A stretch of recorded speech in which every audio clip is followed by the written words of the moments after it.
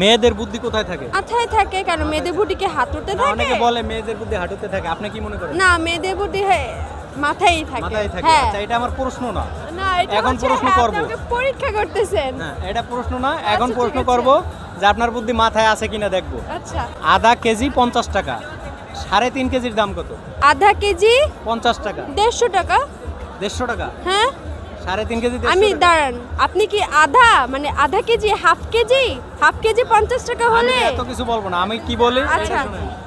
আমি বলি half KG যদি 50 টাকা হয়, না আমি বলবো অ্যান্সারটা আধা কেজি আধা কেজি 50 টাকা, 50 টাকা 3.5 কেজির দাম কত? তা আধার কেজি তো 50 টাকাই হবে। আদা বলছেন না আপনি, আপনি তো আধা কেজি বলেন না, আদা বলছেন। আধার কেজি তো 50 টাকাই হবে। 3.5 কেজির দাম আসে কত? তাহলে আদার দাম যদি 50 টাকা হয় 250 টাকা হবে।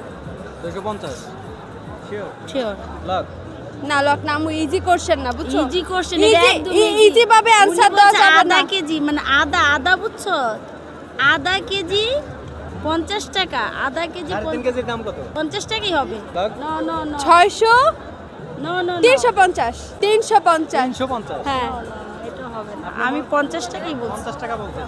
আংটি অর্ধেক অ্যান্সার দিয়ে দিছে, হাফ, ওনার পুরোটা হয় নাই, উনি বুঝতে পারছে কিন্তু হিসাব মিলাইতে পারে নাই।